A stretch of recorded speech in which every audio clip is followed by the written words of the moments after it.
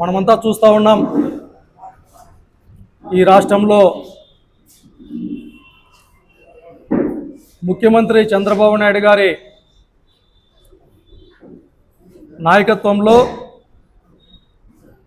Diversion politics అనే సినిమాలో భాగంగా ఆయనే కథ, స్క్రీన్ ప్లే, డైరెక్షన్లో విడుదల వారీగా టీవీ సీరియల్లో ఏ విధంగా అయితే ఈ ఎపిసోడ్లు వస్తాయో ఎపిసోడ్ 1, ఎపిసోడ్ 2, ఎపిసోడ్ 3 అనేసి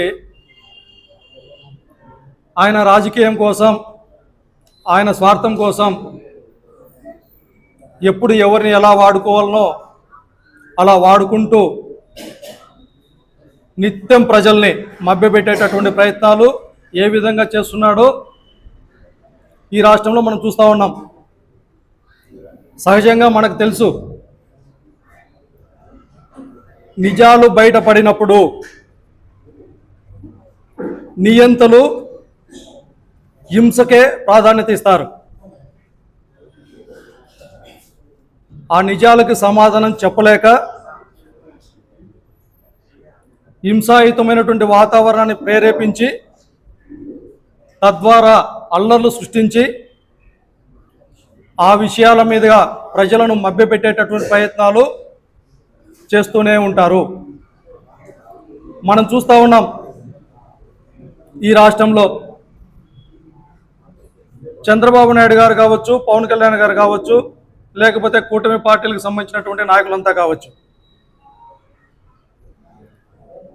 అధికారం రావడం కోసం లేనిపోని హామీలు ఇచ్చారు. అవి అమలు చేయలేక సూపర్ 6 అన్నారు, సూపర్ ఫెయిల్యూర్ అయినారు. అమరావతి రైతులకు న్యాయం చేయాల.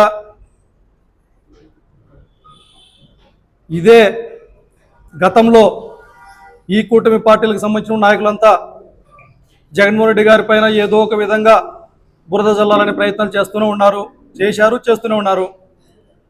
వాళ్ళు చేసిన ప్రతిసారి కూడా అబాసు పాలు చేయాలనుకున్నటువంటి విధానాలన్నీ తిప్పికొట్టి వాళ్ళే అబాసు పాలు అవుతూ ఉన్నారు. దానికి సాక్షాత్తు ఎన్నికల ముందరేమో వాళ్ళు ఏమన్నారు, ల్యాండ్ టైటిల్ యాక్ట్ని జగన్మోహన్ రెడ్డి గారి పైన బురద జల్లని చూస్తే ఇవాళ అదే మంచిదని వాళ్ళ నోట్లతోనే వాళ్ళు చెప్తున్నారు. 14 లక్షల కోట్ల రూపాయలు అప్పులైనాయని చెప్పారు.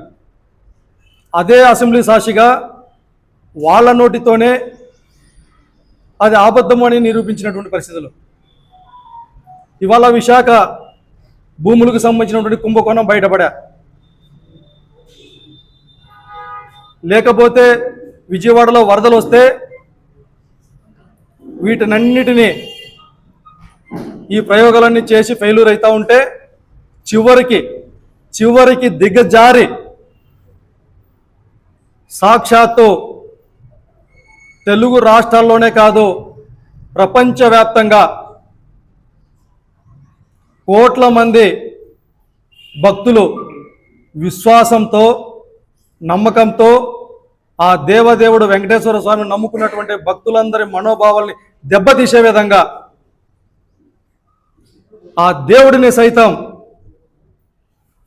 వీళ్ళు రాజకీయాలకి వాడుకొని తన స్వార్థం కోసం, తన స్వలాభం కోసం, తన ఉనికి కోసం హిందూ సాంప్రదాయాలను మంటగలిపేటట్టు, సనాతన ధర్మాన్ని అవహేళన చేసే విధంగా సాక్షాత్తు రాజ్యాంగబద్ధమైనటువంటి ముఖ్యమంత్రి హోదాలో ఉన్నటువంటి చంద్రబాబు నాయుడు గారు, డిప్యూటీ సీఎం హోదాలో ఉన్నటువంటి సనాతన ధర్మాన్ని నేను ఒక్కడనే కాపాడగలను అనే ప్రగల్భాలు పలికేటటువంటి పవన్ కళ్యాణ్ గారు, లేకపోతే భారత రాజ్యాంగాన్ని అపహాస్యం చేస్తూ ఈ రాష్ట్రంలో నా రెడ్ బుక్ రాజ్యాంగం మాత్రమే అమలు కావాలనేసి శాసించేటటువంటి లోకేష్ గారు దేవుడిని నడి రోడ్డుపైకి తీసుకొని వచ్చినటువంటి పరిస్థితులు. పవిత్రంగా భావించేటటువంటి లడ్డూలో ఒకరేమో జంతు కొవ్వు కలిసిందంటారు, మరొకరేమో పంది కొవ్వు కలిసిందంటారు. సుప్రీంకోర్టు ఏం ఆధారాలతో మాట్లాడారయ్యా మీరు రాజ్యాంగబద్ధమైనటువంటి పదవిలో ఉండి ఇది మాట్లాడడం తప్పు అని చెప్పి స్వయంగా సుప్రీంకోర్టు ముట్టికాయలు వేసినా మారరు వీళ్ళు. వీరి హయాంలో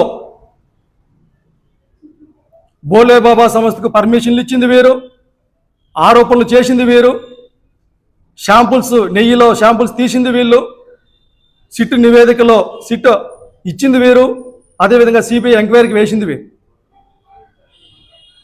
అదేవిధంగా కేంద్ర ప్రభుత్వ ఆధీనంలోనే సంస్థలు సిబిఐ కావచ్చు, వీరందరూ కూడా ప్రసాదంలో జంతు కవులు కానీ ఇలాంటివి కలవలేదు అని చెబితే ఒక హిందూ భక్తుడిగా, దేవుడిని నమ్ముకున్నటువంటి వ్యక్తులుగా మేమైతే సంతోషపడుతున్నాం. అయ్యో వీళ్ళేమో కలిసిందన్నారు, రిపోర్ట్లలో కలవలేదని నిరూపితమైంది, దేవదేవుడా అని సంతోషపడతా ఉంటే చంద్రబాబు నాయుడు గారికి, టీడీపీ నాయకులకి, కూటమి ప్రభుత్వానికి బాధ కలుగుతుందా? ఇది ఎక్కడైనా చూశామా మనం? ప్రసాదంలో కల్తీ లేదు అని చెబితే సంతోషపడాల్సింది పోనిచ్చి బాధపడేటటువంటి పరిస్థితులు ఎక్కడైనా చూశామా? ఇవాళ ఈ రాష్ట్రంలో చూస్తూ ఉన్నాం. మన తెలుగు రాష్ట్రాల్లో ప్రాముఖ్యత పొందినటువంటి దేవాలయాన్ని మనమే కించపరుచుకునేటటువంటి నీచ సంస్కృతికి తెర లేపింది కూటమి ప్రభుత్వం కాదా? మరి ఎక్కడో పాపం చేశాం, 4 మాటలు తప్పు మాట్లాడాం, ప్రజల్ని మోసం చేశామే, మరి ఇప్పటికైనా బయటకు వచ్చింది. కనీసం బయటకు వచ్చి ప్రజలకు మాది తప్పు అయిపోయింది అని చెప్పి భక్తులకు, లేకపోతే ఆ వెంకటేశ్వర స్వామికి క్షమాపణలు ఏమైనా చెప్పారా? ఒక్కరంటే ఒకరు మాట్లాడరు. ఏ ఒక్కరు కూడా బయటకు వచ్చి ఈ సిబిఐ నివేదిక పైన మాట్లాడరు. మాట్లాడకపోగా మళ్ళీ పదే పదే మోసం చేయడం కోసం, ప్రజల్ని మభ్యపెట్టడం కోసం ఫ్లెక్సీలు, మా పార్టీకి సంబంధించినటువంటి నాయకులవి ఫ్లెక్సీల రూపంలో కించపరిచే విధంగా ఎక్కడ చూస్తే అక్కడ ఓటింగ్లు వేసి మరొకసారి ప్రజల్ని నమ్మబలిగేటటువంటి ప్రయత్నాలు చేయడంలో భాగంగానే మొన్న మా పార్టీకి సంబంధించినటువంటి మాజీ మంత్రి అంబటి రాంబాబు గారు కావచ్చు, కొంతమంది నాయకులు ఆ ఫ్లెక్సీల దగ్గరికి వెళ్ళి సామరస్యంగా అక్కడ ఫ్లెక్సీని చూసి బాధపడి, చట్టపరంగా ఇలాంటి ఫ్లెక్సీలు వేయటం తప్పు, దయచేసి వీటిని ఎవరైతే ఈ ఫ్లెక్సీలను వేశారో వారు తీసేయండి, 24 గంటల లోపల మీరు ఈ ఫ్లెక్సీలను తొలగించకపోతే మేమే వచ్చి ఆ ఫ్లెక్సీలను తొలగిస్తాం, చట్టపరంగా చర్యలు తీసుకోవాలని చెప్పి ఒక పక్క డిపార్ట్మెంట్ వారికి, ఒక పక్క ఫ్లెక్సీలు వేసినటువంటి వాళ్ళకి సూచించి న్యాయబద్ధంగా 24 గంటలు గడిచినప్పటికీ కూడా ఒక పక్క మా పార్టీకి సంబంధించినటువంటి కార్యక్రమాలు, ఎలాగూ చంద్రబాబు నాయుడు గారు చేయాల్సినంత పాపం అంతా చేసేశాడు అని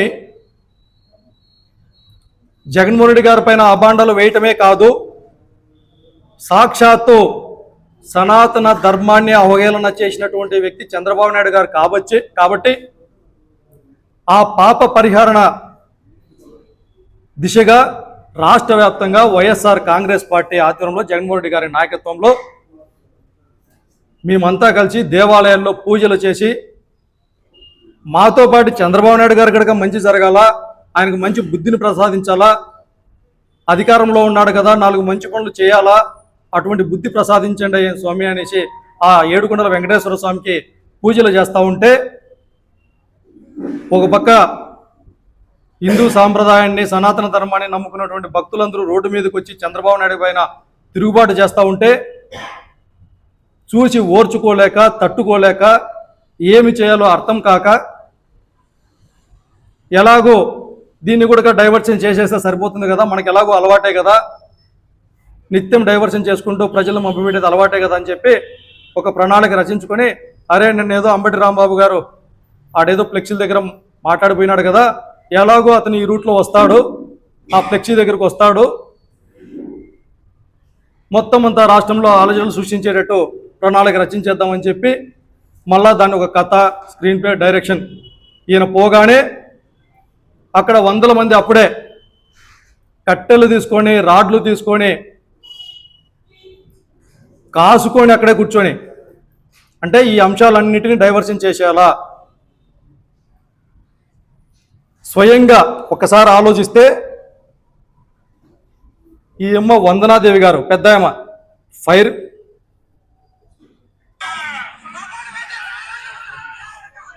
మగోడువైతే రారా లంజా కొడక,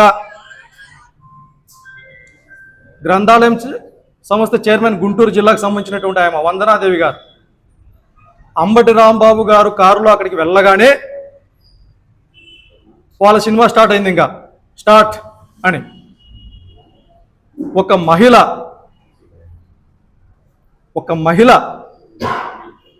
అంత నీచంగా మాట్లాడుతూ ఉంటే కొంతమంది కర్రలు, రాడ్లు తీసుకొని వచ్చి దాడులు చేస్తూ ఉంటే కారులో నుంచి కూడా దిగటానికి అవకాశం లేకపోతే తాను ఆవేశంలో ఒక మాట మాట్లాడినాడు. వాస్తవం, ఏ ఒక్కరు కూడా సమర్థించరు. కానీ ఆయన యొక్క అంబటి రాంబాబు గారి యొక్క క్యారెక్టర్ చూస్తే ఇంతకాలంలో ఎప్పుడు కూడా అతను వల్గర్గా మాట్లాడినటువంటి పరిస్థితులు లేదు. మరి తన తప్పును తను, ఇది తప్పేమో నేను ఈ విధంగా మాట్లాడమని చెప్పి స్వయంగా ప్రెస్ మీట్లో నేను ఆయనను చంద్రబాబు నాయుడు గారిని ఉద్దేశించి మాట్లాడలేదు, నా పైన విరుచుకుపడుతున్నటువంటి వాళ్ళ గురించి మాట్లాడాను, అయినప్పటికీ నా వయసులో ఆ మాట మాట్లాడడం తప్పే అని స్వయంగా అతనే మీడియా సమక్షంలో చెప్పాడు. అది గడుక మనమంతా చూశాం. మరి ఒక వ్యక్తి తప్పేమో అని భావించి చెప్పినప్పటికీ వీళ్ళు వేల మంది స్వయంగా గుంటూరు జిల్లాకు సంబంధించిన మహిళా ఎమ్మెల్యే గారు కావచ్చు, రాష్ట్ర వ్యాప్తంగా చాలామంది ఎమ్మెల్యేలు, ఒక రాజ్యాంగ వ్యవస్థలో ఉన్నటువంటి వీళ్ళందరూ ఎవరైనా ఒక సినిమాల్లో వీళ్ళను వాడిని పట్టుకుంటే మీకు 50,000 రూపాయలు డబ్బులు ఇస్తాం రా అని ప్రైజ్ మనీ ప్రకటిస్తే ఎలా ఉంటుందో అలా ఒకరు పోతే ఒకరు షూలు ఎత్తితే, ఒకరు చెప్పులు ఎత్తితే, ఒకరు కట్టెలు ఎత్తితే, ఒకరు కార్లు పగల కొడితే, ఒకరు దిష్టి బొమ్మలు తగలబెడితే ఎక్కడికి పోతుంది ఈ సమాజం? ఇంత హింసన. మరి ఇదే సందర్భంలో ఒకసారి ఆలోచించండి, గతంలో పట్టాభి గారు, అయ్యన్న పాత్రుడు గారు, ఇదే ముఖ్యమంత్రి చంద్రబాబు నాయుడు గారు, పవన్ కళ్యాణ్ గారు మాట్లాడిన మాటలు ఒకసారి విందామా? స్వయంగా లోకేష్ గారు ఒకరేమో సైకో అంటారు, ఒకరేమో చెప్పుకోవటానికి గడక మాటలు రావు. జగన్మోహన్ రెడ్డి గారికి అధికారం మాత్రమే పోయింది, చావలేదు, చంపాలి అంటారు. ఇంకొకరేమో వాళ్ళ అమ్మ, వద్దు ఆ మాటలు, ఇంకొకరేమో వాళ్ళ అమ్మమ్మ మొగుడు, ఇంకొకరేమో స్వయంగా లండన్కి పోయి ముండలని, అంత బూతు పదాలు. అంటే వాళ్ళు మాట్లాడితే శ్లోకాలు, వీళ్ళు ఎక్కడో ఒక చోట మాట దొర్లి మాట్లాడి మరీ తప్పైపోయిందని చెప్పిన బూతులు. ఇంతమంది మాట్లాడినారే, ఏ ఒక్కరైనా అంబటి రాంబాబు మాదిరిగా మీడియా సమక్షంలోకి వచ్చి మేము మాట్లాడటం తప్పే అని ఏ ఒక్కరైనా కూడా మీ మనసాక్షిగా చెప్పారా? లేదు కదా. అంటే ప్రతి విషయంలోనూ ప్రభుత్వ పరంగా ఫెయిల్యూర్ అయినప్పుడు మీ యొక్క డైవర్స్ పాలిటిక్స్లో భాగంగా మాత్రమే ఇంత పెద్ద ఎత్తున అంటే అక్కడ లేని చట్టాలు, వైఎస్ఆర్ కాంగ్రెస్ పార్టీ నాయకులకు లేనటువంటి చట్టాలు తెలుగుదేశం పార్టీ నాయకులకు మాత్రమే ఉపయోగపడతా ఉందా? ఆలోచన చేయాలి. స్వయంగా హోంమంత్రి అనిత గారు వాళ్ళ పార్టీ నాయకులకు సంబంధించి ఏదన్నా ఇలా జరిగినప్పుడు మాత్రమే అక్కగారికి మీడియా వాళ్ళు గుర్తుకొస్తారు, మాట్లాడటం వస్తుంది. ఇంతమంది దళితులపైన దాడులు జరిగినా అక్క గుర్తుకు రాలా, బీసీలపైన దాడులు జరిగినా గుర్తుకు రాలా, మైనార్టీలపైన దాడులు జరిగినా గుర్తుకు రాలా, అమ్మాయిలపైన అత్యాచారాలు జరిగినా గుర్తుకు రాలా. రాష్ట్రంలో ఇన్ని అల్లజడులు సృష్టిస్తూ ఉన్నా కూడా గంజాయి మత్తులో రాష్ట్రం అంతా కొట్టుకొని పోతా ఉన్నా కూడా అనితక్కకి గుర్తుకు రాలా. వాళ్ళ పార్టీకి సంబంధించిన నాయకుల్ని ఏదైనా అంటే మాత్రం అక్కకి అన్నీ గుర్తుకొస్తాయి. అందుకే ఈ సందర్భంగా ఈ రాష్ట్రంలో సామాన్య మనిషి బతకడానికి వీలు లేదు. భారత రాజ్యాంగ నిర్మాత డాక్టర్ బిఆర్ అంబేద్కర్ గారు రచించినటువంటి రాజ్యాంగాన్ని అపహాస్యం చేసేటటువంటి విధంగా ఈ రాష్ట్రంలో వాళ్ళకు వాళ్ళే ఒక రెడ్ బుక్ అనేటటువంటి పెట్టుకొని ప్రజలను, వ్యవస్థలను, ప్రతిపక్ష పార్టీలకు సంబంధించిన నాయకులందరినీ ఒక్కొక్కరిని ఒక్కొక్క విధంగా టార్గెట్ చేసుకుంటూ ఇబ్బందులకు గురి చేస్తూ ఉన్నారు. అందులో భాగంగానే గతంలో సోషల్ మీడియా కార్యకర్తలను అరెస్టులు చేయడం కావచ్చు, దళిత నాయకులను అరెస్టులు చేయడం కావచ్చు, బీసీ నాయకులను అరెస్టులు చేయడం కావచ్చు, ఇవాళ వాళ్ళకు వెన్నతో పెట్టినటువంటి విధంగా కాపు సామాజిక వర్గానికి సంబంధించినటువంటి నాయకుల్ని టార్గెట్ చేశారు. గతంలో వంగవీటి రాధా గారిని ఏ విధంగా హత్య చేశారో అదే విధంగా ముద్రగడ పద్మనాభం గారి పైన తునికి సంబంధించినటువంటి కేసులో ఇబ్బందులకు పెట్టి అతన్ని హతమార్చాల్సినటువంటి ప్రయత్నాలు చేశారు ఇవాళ అంబటి రాంబాబు గారు. అంటే ఒకసారి ఆలోచన చేయాలి. ప్రతిపక్ష పార్టీలలో కానీ ఈ సమాజంలో కానీ వాళ్లకు నచ్చినటువంటి విధంగా ఉంటే ఒక విధంగా ఉంటారు, వారు చేసేటటువంటి తప్పుల్ని ప్రశ్నిస్తూ ఉంటే మరొక విధంగా ఉంటారు. దీనికి ఉదాహరణే ఒక పక్కన పవన్ కళ్యాణ్ గారు, మరొక పక్కన ముద్రగడ పద్మనాభం గారు కావచ్చు, అంబటి రాంబాబు గారు కావచ్చు, లేకపోతే వంగవీటి రాధా గారు కావచ్చు. వాళ్ళ అడుగులకు మడుగులు ఒత్తుతూ ఎస్ బాస్ అంటే పవన్ కళ్యాణ్ మాదిరిగా ఎస్ బాస్ అంటే వాళ్ళని దగ్గర పెట్టుకొని అందలం ఎక్కిస్తారు. వారు చేసేటటువంటి తప్పుల్ని ప్రశ్నిస్తే ఈ విధంగా ఇండ్లపైకి దాడులు చేసి, దౌర్జన్యాలు చేసి, కేసులు పెట్టి ఇంత జరుగుతూ ఉంది కదా. మరి అతను మాట్లాడింది తప్పైనప్పుడు చట్టాలు ఉన్నాయి కదా, మరి చట్టపరంగా అతన్ని శిక్షించవచ్చు కదా. మీకు ఎలాగో కేసులు పెట్టడం, ఎలాగో అరెస్టులు చేయడం, ఎలాగో సబ్జెక్టులకు పంపించడం అలవాటే కదా. ఇంతమందిని పంపించారు. అలాగే అంబటి రాంబాబు గారు తప్పు చేసింటే, నిజంగా తప్పు చేసింటే మీకు ఎలాగో అలవాటైనటువంటి విధంగా అరెస్ట్ చేసి పంపించవచ్చు కదా. ఇంత దాడులు ఎందుకు? ఒక మనిషిని చంపడానికి ఎందుకు ప్రయత్నం చేయాలా?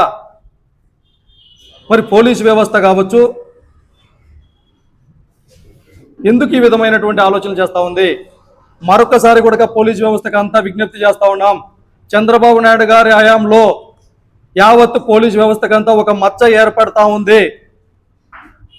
ఆ మచ్చ మాయని మచ్చగా ఈ రాష్ట్ర చరిత్రలోనే నిలబడబోతా ఉంది. దయచేసి అర్థం చేసుకోండి. చట్టాన్ని, న్యాయాన్ని, ప్రజాస్వామ్యాన్ని కాపాడండి అనేసి అడుగుతా ఉన్నాం. అందుకే ఈ సందర్భంగా, ఈ మీడియా సందర్భంగా కేంద్ర ప్రభుత్వాన్ని కావచ్చు, రాష్ట్రపతిని కావచ్చు విజ్ఞప్తి చేస్తూ ఉన్నాం.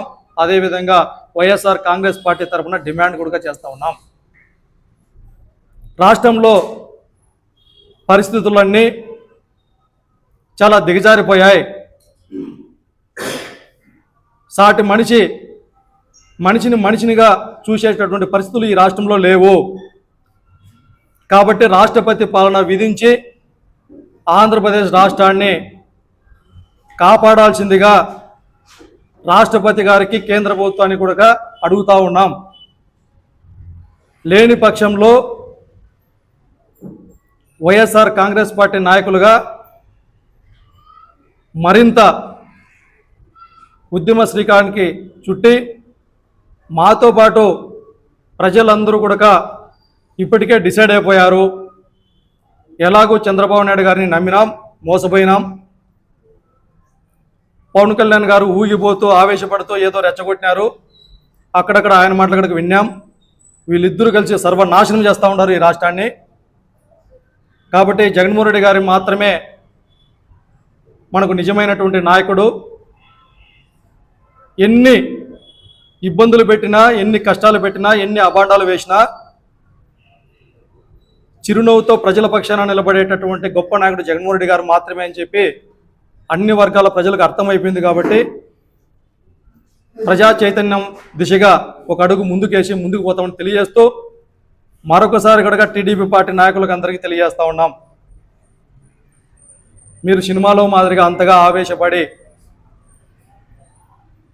రోడ్ల మీదకి వచ్చి లా అండ్ ఆర్డర్ని చేతుల్లోకి తీసుకొని అలజడులు సృష్టించినంత మాత్రాన నిజం నిజం కాక మానదు. నిజాన్ని మీరు దాచలేరు. మీరు అన్ని రంగాలలో ఫెయిల్యూర్ అయిన మాట వాస్తవం. కానీ ఇంకా టైం ఉంది, ఇంకా 2 సంవత్సరాల టైం ఉంది. కాబట్టి దయచేసి ఇప్పటికైనా మీ నాయకుడు చంద్రబాబు నాయుడు గారికి చెప్పి, అయ్యా మేము తలెత్తుకోలేకుండా ప్రజల మధ్యలో ఇప్పుడైనా ప్రజల గురించి ఆలోచిద్దాం, 4 మంచి మాటలు చేద్దాం, మంచి పనులు చేద్దాం, ప్రజలకు ఉపయోగపడదాం. ఇలాంటి డైవర్షన్ పాలిటిక్స్ ఎన్ని చేసినా కూడా ప్రజల్ని మభ్యపెట్టలేము. గతంలో మాదిరిగా గతంలో మీరు ఏదైతే చేశారో అదే అలవాటుగా చేయొద్దండి, పరిస్థితులు మారిపోయినాయి అని మీరు కూడా మీ నాయకునికి చెప్పుకొని ఎక్కడికక్కడ 4 మంచి పనులు చేసి, అధికారం ఉంది కదా, అవకాశాలు ఉన్నాయి, ప్రజలకు ఉపయోగపడే 4 మంచి పనులు చేయాలని చేసిన సందర్భంగా తెలియజేస్తూ వారికి కూడా ఆ దేవదేవుడిని వెంకటేశ్వర స్వామిని అవకాశం చేసేటువంటి విధంలో మీరు కూడా భాగస్వాములు అయినందుకు మీరు కూడా ఒకసారి ఆ దేవదేవునికి క్షమాపణలు కోరి, భక్తులకి క్షమాపణ కోరి, కులాల పేరుతోనో, మతాల పేరుతోనో, ప్రాంతాల పేరుతోనో రాజకీయాలు చేయడం మంచిది కాదు అని చెప్పి తెలుసుకొని మీరు కూడా మసులుకుంటే బాగుంటుంది అనేసి ఈ సందర్భంగా వారికి కూడా విజ్ఞప్తి చేస్తూ తెలియజేస్తూ ఉన్నాం.